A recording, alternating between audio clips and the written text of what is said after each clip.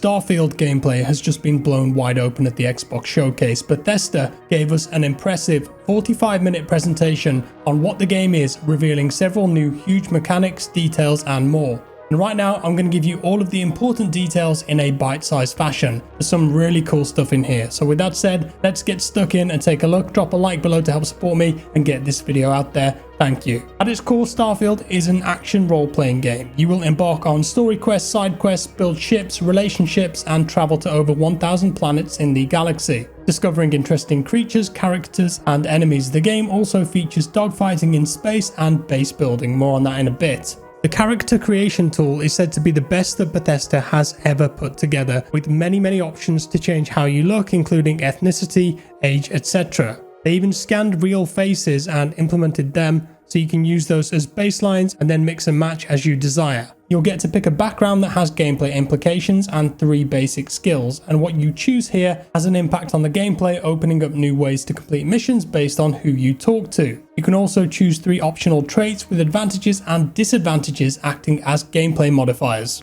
The game features an expansive set of skills that can be unlocked and ranked up with challenges and XP. There are 5 skill trees, each with 4 ranks per skill. So you could choose to be a strong melee character, a stealthy pickpocket making takedowns, a smooth talker, or a combat veteran who goes in guns blazing and flies around with a jetpack. Your ship, or collection of ships I should say, is how you'll get around the galaxy. And the cool thing about this is that you can build them in many different ways, changing where individual modules and components are. They showed a couple of crazy builds where people had made animal-shaped ships such as a platypus or a spider, or even Optimus Prime here.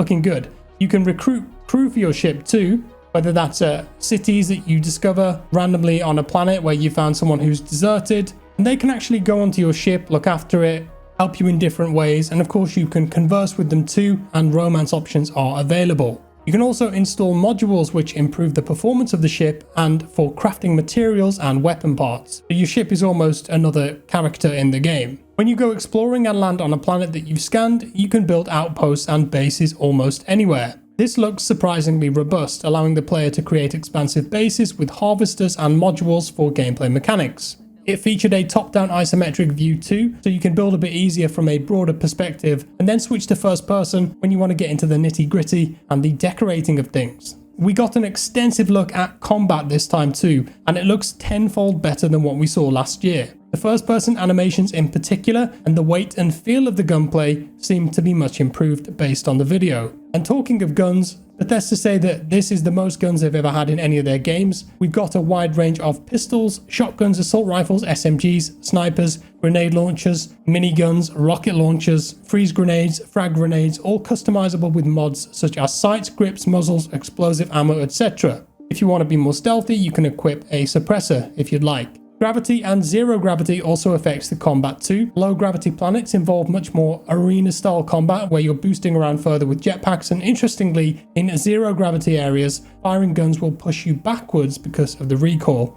That's a nice attention to detail there. In terms of dogfighting and space combat, this appeared to be more advanced than I expected too. There are different systems to manage in the ship, X-Wing style, such as power, speed and weapons. You can just blast away at ships if you want to, firing missiles and lock-ons, but you can also go as far as targeting specific systems on enemy ships too, in the hopes of exploiting their weaknesses. And if you disable an enemy ship, you'll have the option of destroying it. If you want to be that guy, you can do it, or you can loot it from your cockpit, or if you fancy, you can dock with it, go into first person guns up mode, take out the crew CQC, steal the ship and add it to your collection at a spaceport. Flying around in space as you go from planet to planet, you will discover many things to divert your attention. It could simply be a new location or an interesting moon, or another example they gave was this massive space yard here. The player found it, docked with it, walked around looking at shops and interacting with people on board, and discovered goods and missions. A different occasion showed the player docking with a huge battleship and conversing with the crew, potential opportunity to gather technology and better weapons, and then quite differently a giant cruise ship to wander around and explore. You'll be navigating dangerous asteroid fields too and fighting many pirates along the way. As I mentioned at the start, Bethesda said that this game has 1,000 planets. However, there are some procedurally generated elements to them, and your experiences on one planet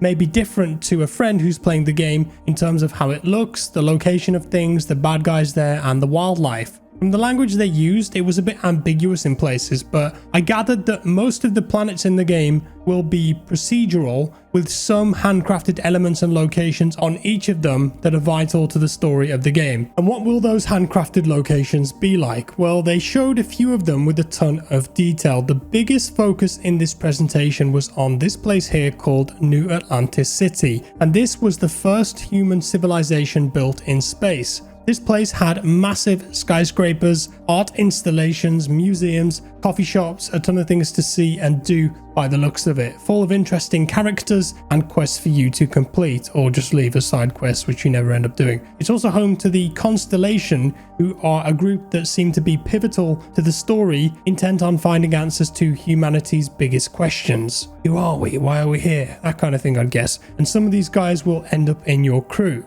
Other places they mentioned were Saronia on Mars, which is a massive mining facility. Mining will be a big part of the game for crafting as you're going around the planet, scanning rocks and gathering minerals, I assume. And then there was the Restart Collective Aquila City.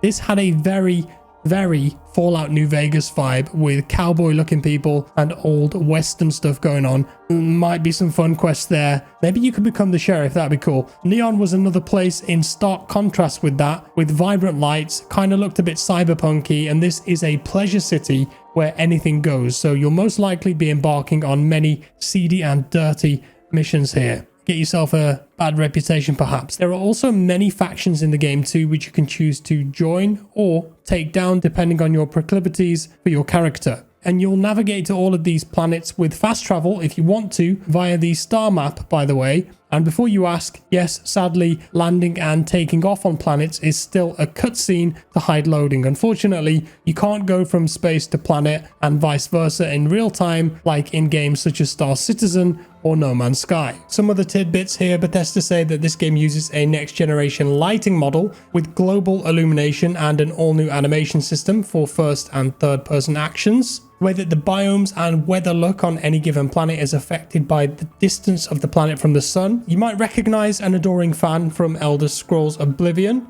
love him or hate him, and there's a deadly robot companion called Vasco who can come along with you for most missions. That's about it. I mean, if they deliver on everything promised in this presentation, this game will be huge. There are so many systems at play here with intricate detail and mechanics. On the surface, it feels like there's a lot of depth and you could get lost in this game for hours. But the question is, will this all gel well together? Will the story be interesting enough? What's the performance going to be like and how buggy will it be? We'll have to wait and see, and I wish them luck. The concept is fascinating and I'm more eager to play this now after watching this. It releases on the 6th of September, so not long to wait really, but I just wish that it had co-op so I could explore this galaxy with a friend, but fingers crossed someone mods that in pretty quick on the PC after launch. And with that said, that's all for today, guys. Let me know your thoughts on Starfield down in the comments below. If you want to learn more, just go and watch the whole presentation, but like I said, it is 45 minutes, so you've got to dedicate a bit of time to it. Drop me a like below, thank you. Subscribe if you're new, and I'll see you next time. Bye-bye.